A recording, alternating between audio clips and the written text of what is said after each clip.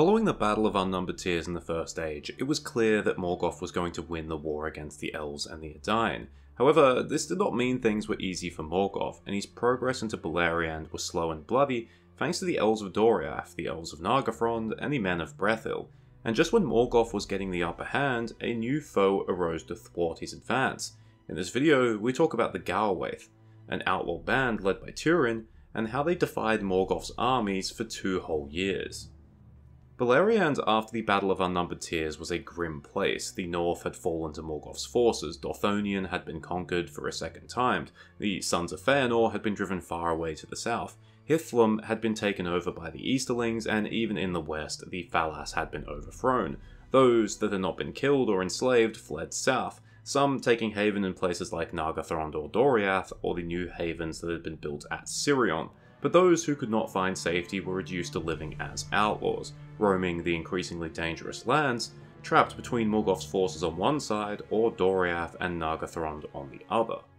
One such of these groups was the Gaurwaith, the Wolfmen, led by a man named Forweg, a mixed character of both good and ill. The Gaurwaith were a group of 60 men, but by the time they were encountered by Turin, they had dwindled down to 50. They were mostly of the House of Hador and had come to be outlaws through different means. Some were exiled for being criminals, others had deserted from the Neneath, or had fled in the days afterwards. The Gaurwaith weren't exactly a nice group. They had earned their names by terrorizing those few men who still lived outside of the Forest of Brethil. Sometimes these men would leave scraps of food out as bribes, but when the Gaurwaith overstepped their bounds, they did not hesitate to band together and try to hunt them down.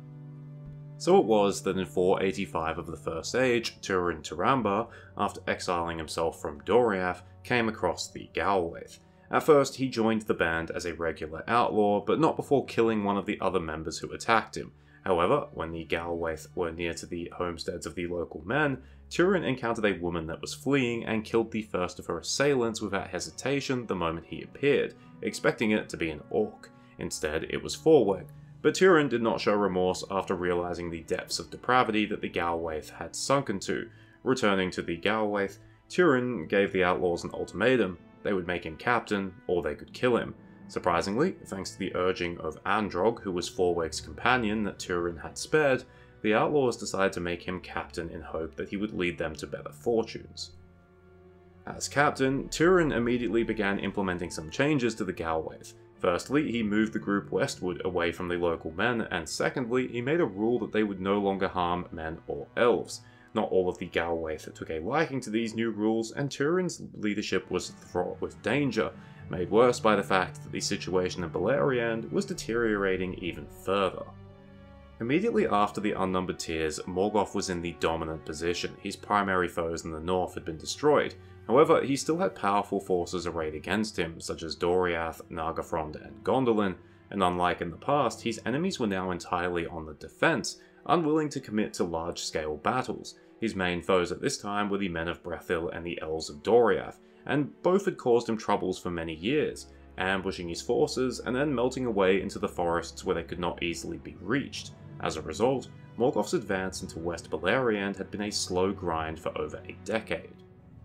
But by 486, Morgoth finally had some success. His forces had overrun the plain of Dimbar in the east, driving the March Wardens of Doriath back into the forest, and in the west, the Men of Brethil had finally relinquished the crossings of the Teiglin, allowing Morgoth's forces access to Talath Diernan, the guarded plain of Nargothrond. This had dire consequences for those woodmen living south of the Teiglin. They were attacked by a host of orcs, and while most of the women and children were evacuated to Brethil, most of the men were killed or enslaved. So it was also that the Gaurwaith found themselves with no shortage of orcs to fight, but they were less than 50 men. On one occasion, Turin was away on a scouting mission that led to the death of his companion, Orleg, and while he was away, the cave in which the Gaurwaith were hiding was discovered by Beleg Strongbow, Turin's old friend from Doriath. Androg didn't take a liking to the elf, and Beleg was taken prisoner and tied to a tree without food or water for 3 days. Turin was pissed when he returned, and Beleg, informing him of the dire situation, urged Turin to return to Doriath. Turin refused, and Beleg departed, but Beleg's words made it clear to Turin the Gaurwaith could not stay where they were. They needed somewhere safe for the upcoming winter. So Turin led them back southeast, and on a grey, rainy day, somewhere south of Brethil, the Gaurwaith encountered 3 small figures. Turin ordered them to halt, but they refused, and some arrows were loosed at them. One of the figures was captured, revealing a petty dwarf named Mim. He was taken prisoner, and Turin bargained with him to lead them to his home. He did, where they discovered that one of Mim's sons, Kim, had been hit by an arrow and killed. Mim cursed that the one who loosed the arrow should die by one if he picked up a bow again. That's Androg, by the way. But Turin smoothed over the situation, and Mim and the outlaws learned to coexist. So what was Mim's home? In Kuzdal it was Sharbund, but in Sindarin it was Amon Ruth, a lone bald hill that was south of the forest of Brethil. It was a perfect base. It was located in a rough moorland that was not easy to navigate, but at over 300 meters tall, the hill offered a commanding view of the entire area. The hill itself was filled with caverns and corridors that could house over 100 men, and there were abundant sources of food and water. Thus, the Gaurwaith were safe for the winter, although it was still harsh and some of them fell sick. But in the middle of winter, Beleg returned, bringing supplies and helping to heal the sick. He also brought for Turin the dragon helm of Dorloman, which had once terrorized the orcs on the marches of Dimbar many years earlier. In the spring, Morgoth renewed his offensives, and his orcs crossed the Teiglin again and poured into the plain of Talathdirnan and into the highlands of the river Narog. But this time, they faced a new foe. Turin once again put on the dragon helm and now led the Gaurwaith against the orcs. Despite being not even 50 men, the Gaurwaith were able to drive the orcs back. They knew the terrain far better than their enemies. They would hunt their scouts, find their camps, and whenever the orcs gathered for an attack, the Gaurwaith would ambush them first, leaping from the rocks or trees. Eventually, the orcs became so terrified of being ambushed and slaughtered that they would flee at the mere sight of the dragon helm or at the sound of a horn in the hills. Over the course of the year, such was the effectiveness of the Gaurwaith that news began to spread far and wide across Beleriand. Many other outlaws, both elves and men, remnants of lost battles and overrun lands, came to seek the Gaurwaith and its leaders, Turin, the helm, and Beleg, the bow. Turin accepted all newcomers, but at Beleg's advice he did not allow any into the secret entrance of Amon Ruth, except for those of the original company. So instead, the new outlaws began to make other guarded camps and forts in the lands that surrounded Amon Ruth, north, south, east, and west. From all these new locations, one could see the summit of Amon Ruth, and by signals they could receive tidings and commands. So by the summer of 488, Turin's power had swelled. His small outlaw band had grown to be a host of men scattered across the land, and the power of Angband was thrown back across the Teiglin. Word came to both Nargothrond and Doriath, and in Nargothrond, some wondered why they remained so secretive, for if an outlaw captain could defy Morgoth, then surely the king of Nargothrond could do more. But King Orodreth would not change his view, believing that secrecy was the best way to survive against Angband. He sent messengers to Turin, saying these men should not step foot in Nargothrond's lands, nor should they drive the orcs in that direction. That said, probably at the urging of King Thingol of Doriath, he did offer weapons and supplies to Turin. Word, of course, also reached Morgoth. Turin had long been hidden to him while in Doriath, but now the dragon helm had been spotted once again. Although this made him laugh, he was also concerned that Turin would grow beyond his power to contain, and that he would break the curse that he had placed on him and his family, or that he would then retreat back to Doriath. So at first, he continued sending his endless supply of orcs to be slaughtered by Turin's outlaws, to increase Turin's confidence and to prevent him from retreating. And then, he began to make plans to deal with the Gaurwaith, capture Turin and bring him to Angband, where he could be tortured alongside his father.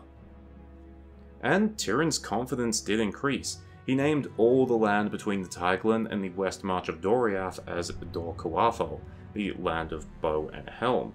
He also renamed himself the Gorthol, the Dreadhelm. His hopes were high, but his co-captain, Beleg, was more restless.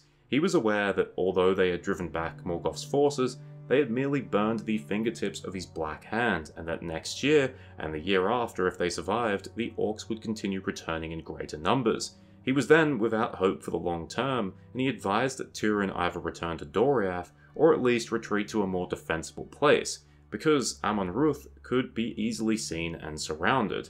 Turin was against any plan, declaring that if he falls, then he shall fall. but until that time came, he was the protector of all of the lands to the south. Beleg was right to be concerned, but as it turned out, the biggest threat came from within, Mim. Now, despite the death of his son, Mim had gotten along okay with Turin, but he hated Beleg. Firstly, Beleg was a Sindar elf, those who had hunted the petty dwarves to near extinction.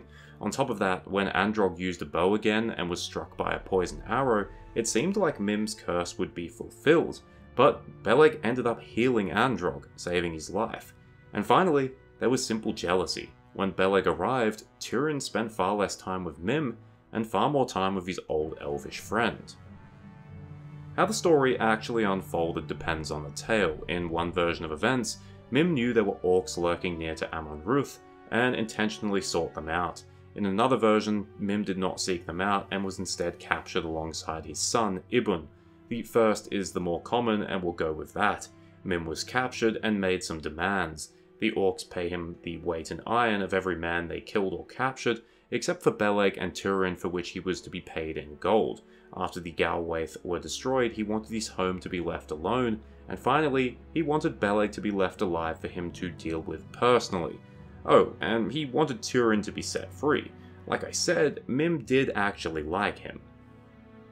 The orcs agreed, although they had no intention of fulfilling any of the promises, except they were okay with leaving Beleg for Mim.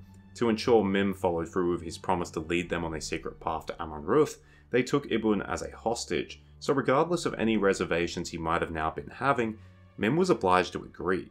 He was then able to lead the orcs through Dor Gwathol, and alarm was not raised until the orcs had reached Amon Ruth itself. So the Gaurwaith were betrayed. Turin and his men attempted to hold the entrance but were driven back and were forced to roll a boulder across it. Meanwhile, some of the men who did not make it inside attempted to climb the hill, only to be shot down by the pursuing orcs, who started climbing the hill themselves. Inside Amon Ruth, Androg revealed a secret entrance which could lead them to the summit, which they took, surprising the few orcs above and driving them from the hill. However, the remaining Gaurwaith were greatly outnumbered.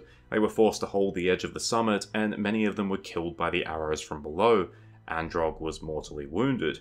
Finally, Turin, Beleg, and 10 others retreated to the center of the summit, where they made a final stand. All were killed except for Turin and Beleg, who were pinned down by nets. The orcs left Beleg for Mim, but unsurprisingly, they broke their other promises, carrying off Turin and ransacking Amon Ruth. After the orcs left, Mim then appeared on the summit and gloated over Beleg as he sharpened a knife. Unfortunately for Mim, Androg still lived. He had crawled back to the center of the hill, and seizing a sword, he threw it at Mim. The dwarf was startled, and in fear, ran shrieking from the hill. Before he died, Androg cut through Beleg's bonds. Beleg then searched for Turin amongst the dead, but could not find him, realizing that Turin had been taken prisoner to be carried off to Angband. So ended the Gaurwaith. Of them, only Turin, Beleg, and a man named Andvir survived. Andvir was actually Androg's son, and it's actually from his perspective that Turin's time amongst the Gaurwaith is told. They had been a brief beacon of hope for the dispossessed of Beleriand, but in the end, Beleg was right. They had merely burned Morgoth's fingertips, and any actual damage they had done to his forces was negligible. In time, the lands that had been part of Dor Gwathol fell to Morgoth's forces, and they began to enter the lands held by Nargothrond. The fate of the other outlaws is unknown, but presumably, they too were killed or forced to flee in time. Unfortunately, the confidence that Turin gained from the Gaurwaith and Dor Gwathol would lead to more problems down the road. After Beleg's accidental death, he would find himself in Nargothrond and would become known as the Mormegil, the Black Sword of Nargothrond. He would become King Orodreth's chief advisor, and ended up convincing the king to abandon Nargothrond's secretive manner of waging war, recalling his success with the Gaurwaith against Morgoth's forces. In a repeat with what happened with Dor Gwathol, the Elves of Nargothrond would have success for a time, before also being destroyed by Morgoth's overwhelming numbers. Thank you for watching. I hope you enjoyed it or at least found it interesting. I've said it in many videos, but if you haven't read it already, please consider reading The Children of Hurin. It's Tolkien at his absolute best. It's both tragic and heroic, and Turin is an amazing character, and his time with the Gaurwaith is just 3 chapters amongst 18, so there's a lot of other great stuff in there. Cheers, farewell, and remember, if you want a secret outpost, a 300 meter tall hill isn't exactly subtle.